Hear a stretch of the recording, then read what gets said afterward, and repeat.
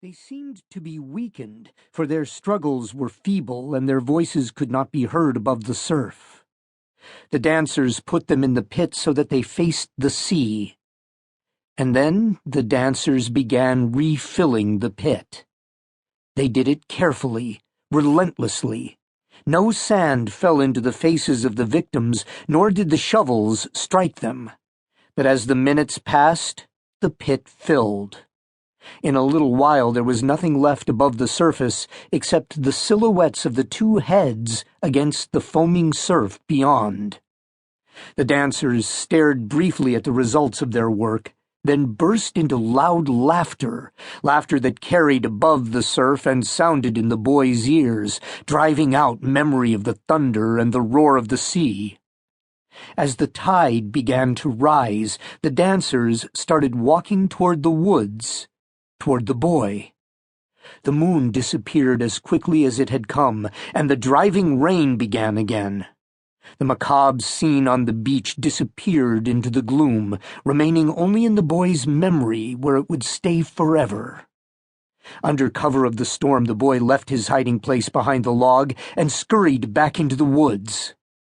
By the time the dancers from the beach had made their way through the driftwood barrier, he was almost home. The tide was rising.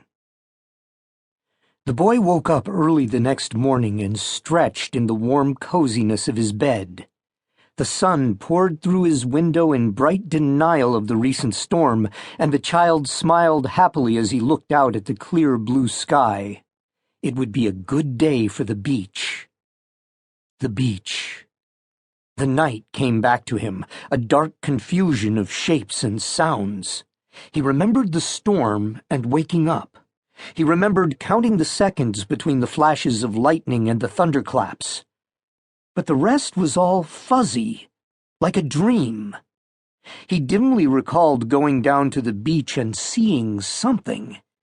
Dancers, burying two people in the sand. And the tide coming in. The boy shook himself. It must have been a dream. It had to be.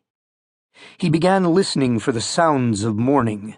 His father would be gone already, working the woods. His grandmother would be bustling around the kitchen, and his grandfather would be sitting at the kitchen table, drinking coffee and reading out loud to nobody in particular. But this morning there was silence. He lay in bed for a long time, listening. He told himself that if he listened long enough, the familiar sounds would begin and the nightmare would fade from his mind. The silence terrified him. At last he rose and started to dress. But his clothes, the clothes he had neatly placed on the chair the evening before, were scattered on the floor this morning, and wet.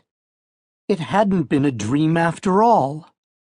He put on clean clothes, dressing slowly, hoping every second that the morning sounds would begin, that he would hear his grandmother clattering dishes in the sink and his grandfather's voice droning steadily in the background. But when he was fully dressed, the silence still resonated through the house. He went to the kitchen. The remains of his father's breakfast were still on the table. That was all right then. But where were his grandparents? He made his way up the stairs, calling out to them as he went. They must have overslept. That was it. They were still in bed, sound asleep. Their room was empty. The dream came back to him. He left the house and began running toward the beach. He paused at the edge of the woods and stared into the trees as if hoping that somehow he would be able to see through them to whatever lay waiting for him on the beach. His face tightened with worry as he stepped into the woods. He almost turned back when he came to the driftwood barrier. But he had to know. He picked his way carefully through the tangle of logs, not so much because the way was unfamiliar, but because he wanted to prolong it, wanted to put off reaching the crescent of the sand. Minutes later he climbed slowly over the last log and stood on the beach. The storm had covered the beach with debris. Kelp lay in tangled heaps everywhere, and a new crop of driftwood was scattered helter-skelter.